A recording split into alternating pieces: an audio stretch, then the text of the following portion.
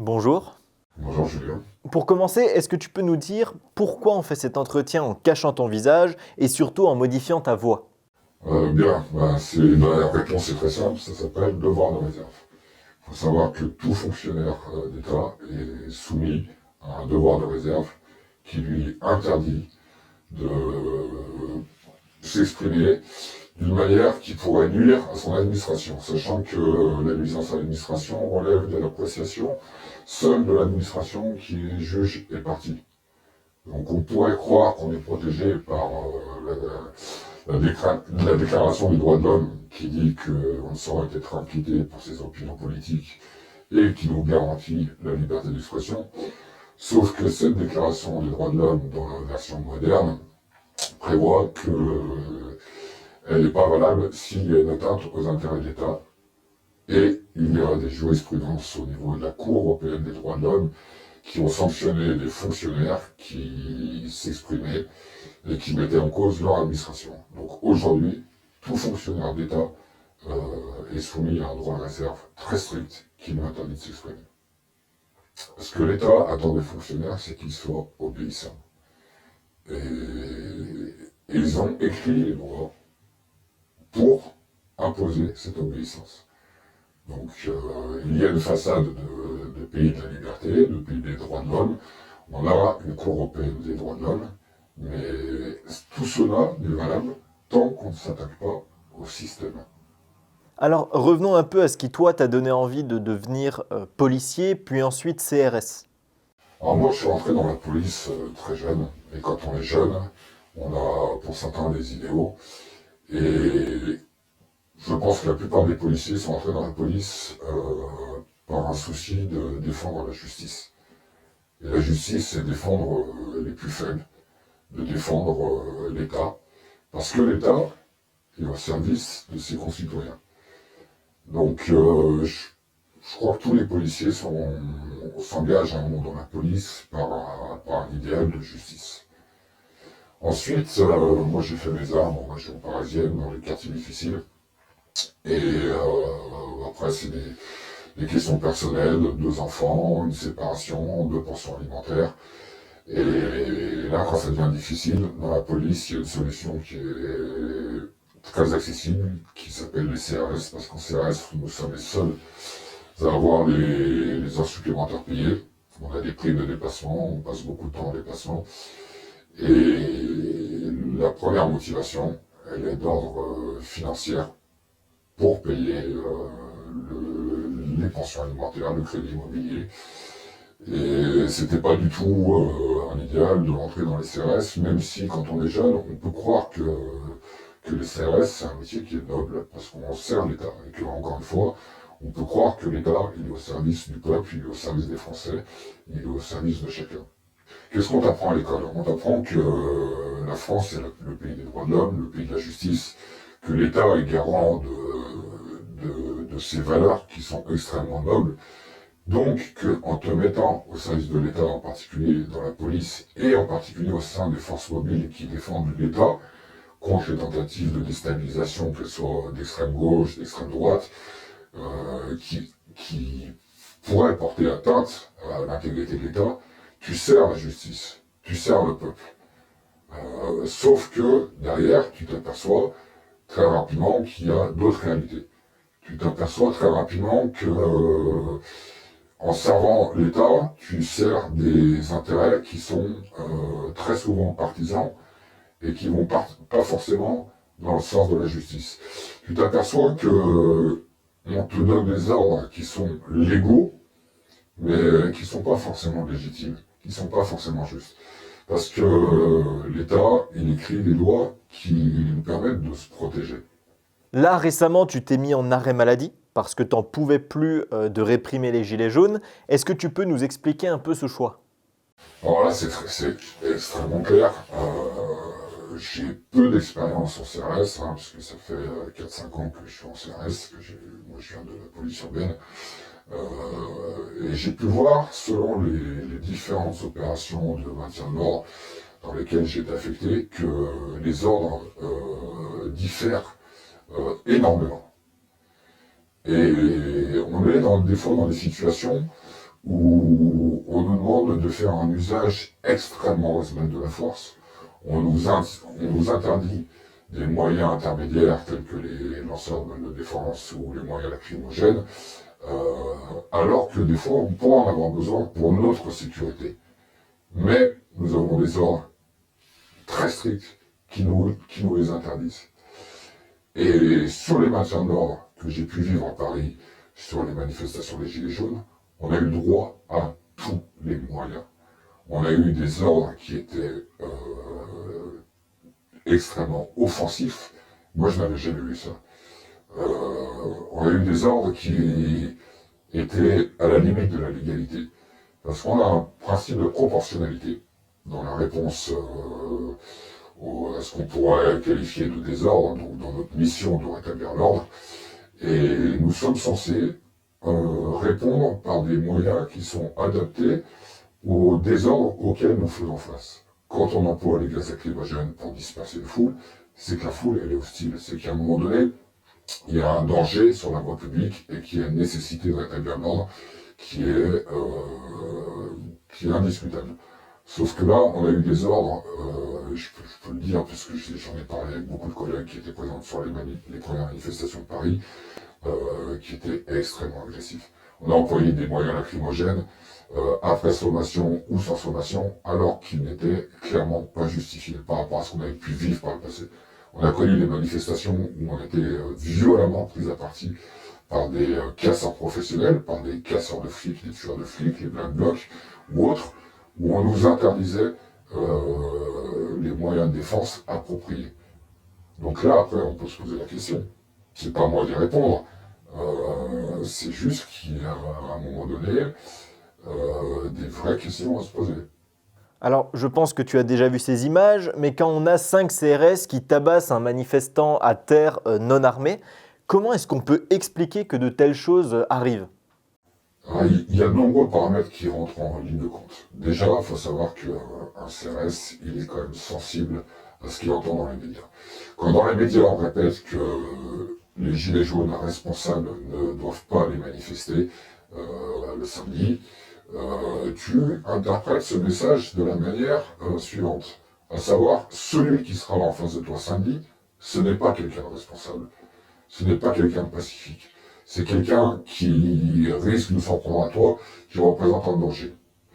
Deuxième chose, faut savoir que nous, sur le terrain, on a entendu énormément d'insultes, on a été énormément pris à partie, peu importe la justification. Moi, personnellement, je peux le comprendre, avec le recul, mais sur le coup, quand pendant 3, 4, 5 heures, tu te fais insulter, tu te fais prendre à partie, tu entends des gens qui disent « vous n'avez pas honte de faire ce boulot », qui t'associent à un gouvernement que toi-même tu n'apprécies pas forcément, mais qui te font porter la responsabilité de tous les maux de la France, tu te retrouves dans une position qui est très difficile, et progressivement, tu peux en venir à être prêt à te défouler. Tu es dans une situation de stress qui est extrême.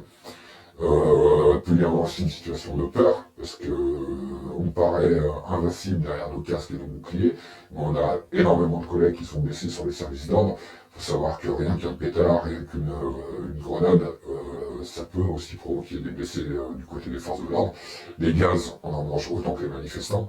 On a des masques à gaz, des équipements qui ne sont pas adaptés, ce qui fait que nous, on subit aussi de plein fouet tous les moyens qu'on utilise.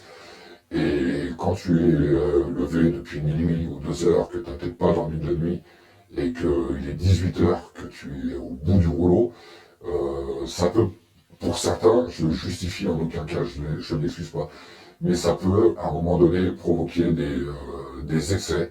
Alors la question peut paraître choquante, mais est-ce qu'il y a des CRS qui aiment ça de taper sur les manifestants?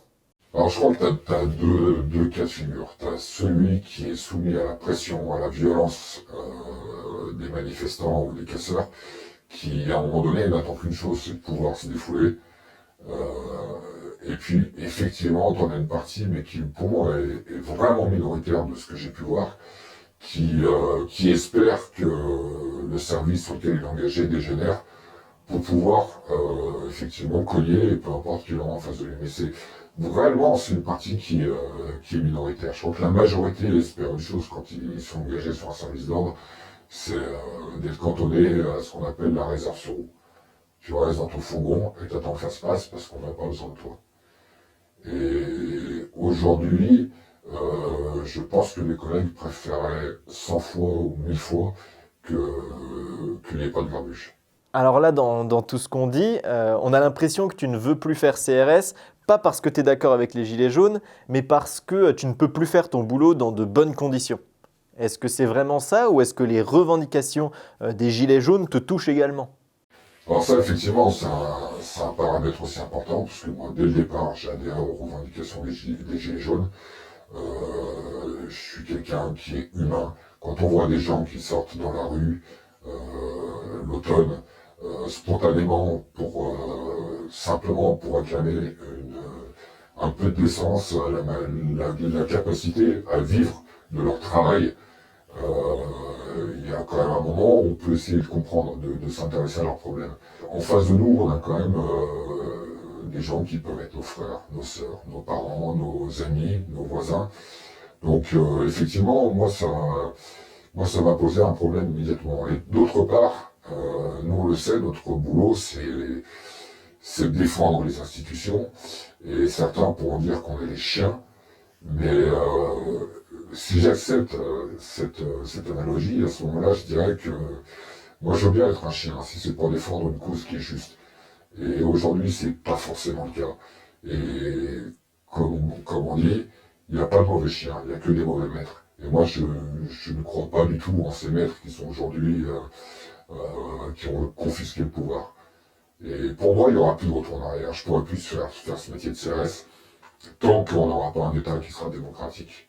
Alors j'aimerais bien savoir ce qui se passe dans ta tête quand tu entends les manifestants crier CRS-SS ou alors à l'inverse, la police avec nous. Alors ça, c'est très complexe, parce que moi, je l'ai vécu sur les Champs-Élysées, sur une des premières manifs. Toi, t'es derrière ton casque, t'entends ça, et il faut savoir que le fait d'entendre ça, déjà, ça te renvoie à ta condition de membre des forces de l'ordre et surtout des CRS qui n'a pas le droit de réagir et qui n'a pas le droit de s'exprimer. Donc tu le vis très mal. Donc quelque part, c'est quelque chose de très négatif. La police avec nous quand on dit CRS, En fait, c'est plus difficile d'entendre la police avec nous. Parce que tu vis très mal le fait de ne pas avoir la possibilité de t'exprimer et le fait d'avoir quelque part vendu ta liberté. Et évidemment, bien évidemment, on n'a absolument aucune possibilité de répondre. Et même si c'est pas interdit dans les textes, on peut difficilement s'exprimer face aux manifestants. Et pour nous, c'est très difficile parce qu'il y en a beaucoup d'entre nous qui peuvent comprendre les manifestants et être d'accord avec eux. Mais ils ont un boulot, le boulot est difficile. Et on sait que les mêmes gens qui parlent avec nous vont peut-être nous insulter une demi-heure après. Ou alors qu'à contrario, on va recevoir l'ordre de disperser cette foule. Et quelque part de trahir le fait qu'on ait pu discuter avec eux. Donc t'essayes en fait d'oublier que t'as une conscience, que t'es un être humain, que t'as une opinion, et simplement de te retrancher derrière ton bouclier et ton casque, et d'attendre que ça se passe en espérant que ça se passe bien. Donc là, dans tout ce que tu nous dis, on a l'impression que voilà, CRS, c'est plus un travail qui a du sens pour toi, ou du moins plus le sens que tu cherchais à l'origine. Pourquoi est-ce que tu ne démissionnes pas tout simplement? Ah, déjà, démissionner, ça veut dire que t'as plus de salaire. C'est-à-dire, du jour au lendemain, t'as plus de salaire, tu peux plus payer tes crédits, tu peux plus payer tes assurances, nourrir tes enfants. Par contre, effectivement, tu as toujours la possibilité de changer de spécialité. Donc, moi, personnellement, aujourd'hui, j'y pense. Mais j'ai l'espoir, et je crois que c'est même plus qu'un espoir, que la société va changer et qu'on pourra réformer la police. Parce que le maintien de l'ordre, il y en a besoin. c'est quelque chose qui est utile, c'est quelque chose qui est nécessaire. Par contre, le maintien de l'ordre peut être fait différemment. Le maintien de l'ordre, dans d'autres pays, il est fait de manière plus humaine. Il doit y avoir des moyens de prévention qui sont mis en œuvre avant qu'on arrive à la répression et à l'usage de la force. Et est-ce que tu as l'impression que les autres CRS avec qui tu as pu parler sont dans ce même état d'esprit? Qu'ils commencent à réfléchir et à se dire on travaille peut-être pas pour les bonnes personnes?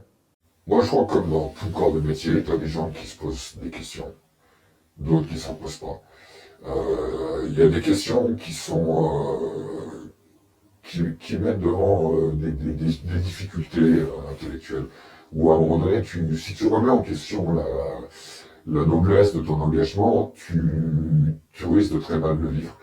Et il faut savoir que dans la police, d'ailleurs, on a énormément de suicides et que les suicides, notre administration les ignore. Notre administration ne veut absolument pas reconnaître la quelconque part de responsabilité, alors qu'il n'y a sans doute pas un hasard. Et je crois qu'il y a des collègues, oui, qui se posent des questions et qui n'iront pas, qui ne dépasseront pas une certaine limite. Si à un moment donné ça devient trop dangereux, ils refuseront d'y aller. Et il y a un autre qui ne se pose pas de questions, qui iront jusqu'au bout. Qui iront jusqu'au bout, quelle que soit la personne qui lui donne les ordres, et quels que soient les ordres qu'ils reçoivent. Donc là, tu me dis un truc intéressant, là. C'est que si les manifestants deviennent plus violents, les CRS pourraient refuser d'aller sur le terrain. Est-ce que ça veut dire que la violence serait une meilleure manière de gagner contre les forces de l'ordre? C'est pervers, hein, là on a un rapport de force. Je vais prendre un cas de figure qui n'est pas arrivé, qui ne va pas arriver. C'est si les flics commencent à se faire tirer dessus à balles réelles, je pense que tu en as une grosse partie qui n'irait plus du jour au lendemain. Parce que nous, si le combat qu'on combat, nous, en tant que policiers, hein, c'est juste qu'on a un engagement, on a un salaire, on est prêt à accepter certaines choses pour ce salaire, pour ses contreparties. Par contre, ces contreparties, elles ne méritent pas qu'on risque notre vie. Surtout si t'es pas convaincu que tu agis réellement par la justice. Si demain tu nous mets les Allemands comme en 1939, oui, on se battra, on sera prêt à risquer notre vie. Aujourd'hui, c'est pas le cas.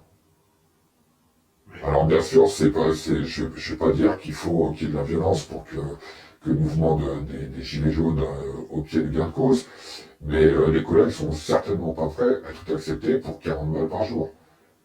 Ok, donc la violence pourrait fonctionner, mais on n'en est pas encore là. On a encore des solutions non violentes, et notamment le référendum d'initiative populaire ou citoyenne. Je ne sais pas si tu connais, tu en as déjà entendu parler. Pour résumer, c'est quand la population peut déclencher elle-même ses propres référendums et y répondre directement. Donc c'est un outil totalement démocratique qui pourrait offrir une sortie pacifique au conflit politique que subit la France et qu'elle subit chaque année. Qu'est-ce que tu penses, toi, de ça? Si on veut que les manifestations s'arrêtent, que les blocages cessent, que les violences soient terminées, c'est très simple. On fait un référendum. On fait un référendum.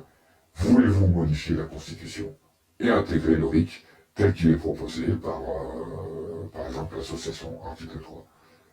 Et on n'a plus de collègues blessés. On n'a plus de manifestants bloqués.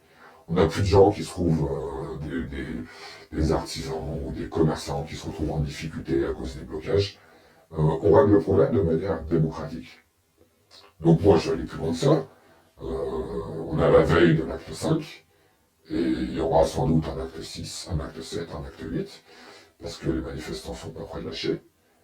Moi, je considère, et c'est aussi pour ça que je ne retournerai pas sur le maintien de l'ordre, je considère que tous les collègues qui seront blessés dorénavant, ce sera de la responsabilité du président de la République.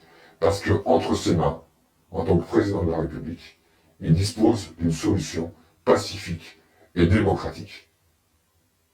Il demande à son Premier ministre de lui soumettre un référendum sur cette question. Pourquoi est-ce qu'il ne l'utilise pas? Pourquoi est-ce qu'il choisit la répression? Merci pour cet entretien et merci à vous d'avoir regardé cette vidéo jusqu'à la fin. N'oubliez surtout pas de la partager un maximum, c'est très important. Merci aussi aux tipeurs qui financent Demos Kratos et qui nous permettent d'inviter des lanceurs d'alerte et de lancer les alertes tout simplement. Enfin bref, voilà, merci à tous et à bientôt sur Demos Kratos.